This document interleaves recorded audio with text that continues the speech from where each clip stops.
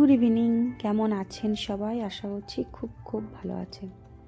তো আজ বুধবার, আজ না পাঞ্জাবে এখানে হোলি খেলছে সবাই। আমি তো খেলছি না, মানে খেলবো কার সঙ্গে?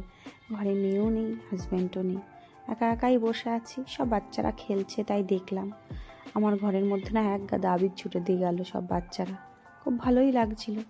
তারপরে ব্রেকফাস্ট করতে চলে এলাম। তো ব্রেকফাস্ট আজকে বানিয়ে নিলাম নরম নরম ধোসা। তো ধোসার ব্যাটারটা না আমার ঘরে সব সময় থাকে। এই ধোসা খাওয়ার অভ্যাসটা না আমি যখন হায়দ্রাবাদে ছিলাম, মানে হায়দ্রাবাদে তো আমি 1-2 বছর ছিলাম না, দীর্ঘ 10 বছরের উপরে আমি হায়দ্রাবাদে ছিলাম। তো ওখানেই আমার হায়দ্রাবাদে ব্রেকফাস্টে মানে হচ্ছে ধোসা, ইডলি, সাম্বার এগুলোই মেনলি তৈরি হতো।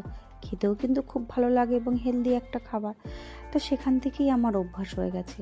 এখানে কদিন ঠান্ডার জন্য করা হচ্ছিল না, মানে ধোসার ব্যাটারটা করলে না ধোসার ব্যাটারটা ফুলতো না। তো যা হোক করা হচ্ছিল না, তারপরে আবার গরম পড়তেই আবার শুরু করেছে। খুব ভালো লাগে সকাল সকাল ধোসা। তো আমার জন্য করলাম, মাকেও দিয়েছি, মাও খেয়ে ফেলেছে। আর আমার জন্য করে আমি একটু ব্রেকফাস্ট করে আজকে জানি না সকালেই খুব খিদে পেয়ে গেছিলো। তারপরে ব্রেকফাস্টটা করে নিলাম, নেওয়ার পরে ভাবলাম দুপুরে কি রান্না করব। পাশেই ভাতের জলটা বসিয়ে দিয়েছি, যখন জলটা কি সুন্দর ফুটছে তোর মধ্যে চালটা ধুয়ে দিয়ে দিলাম। আর এদিকে মা কী করেছে, আমাদের কি তরকারি রান্না হবে সবই গুছিয়ে রেখেছে। তো মা সব থেকে যেটা করেছে, ছাদে মা দুটো পেঁয়াজের গাছ পুঁতেছিল, সেখান থেকে কি সুন্দর পেঁয়াজকলি হয়েছে দেখুন। সেই পেঁয়াজকলিগুলোও তুলে নিয়ে এসে মা বলছে, তুই যখন এখন ভাজাভুজি করছিস তার মধ্যে এগুলো দিয়ে দিই, দেখবি খেতে খুব ভালো লাগবে।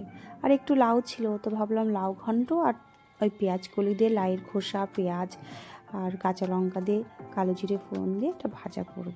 এই লাউয়ের খোসা কিন্তু আমি বাড়ি থেকে, মানে আমি যখন বাপের বাড়ি ছিলাম তখন থেকেই খাওয়া শিখেছি। খুব ভালো লাগতো, মানে দেখতাম আমার মামি বা মা লাউ আনলে লাউটা কিন্তু ফেলতো না, ওটাকেই সুন্দর করে আলুর খোসা, অনেকে আলু দেয়, আলুর খোসা বা লাউয়ের খোসা এগুলো সব একসাথে করে ভাজা করতো। খুব ভালো লাগতো খেতে, জানেন তো। গরম ভাতে একদম মনে হয় এক থালা ভাত খাওয়া হয়ে যায়।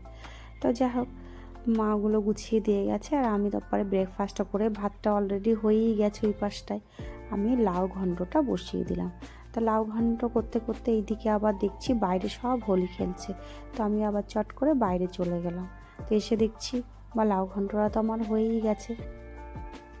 তো লাউ ঘন্টার মধ্যে এবার একটু ধনেপাতা দিয়ে দেবো। ধনেপাতা দিলে কিন্তু খুবই ভালো লাগে খেতে, একটা ধনেপাতার সেন্টও আছে। আর আমি তো এখানে আসার পরে যে কোনো তরকারি রান্না করলেই আগে ধনেপাতা দিয়ে দিচ্ছি। তো যাক, আজকে লাউ ঘন্টটা হয়ে গেল।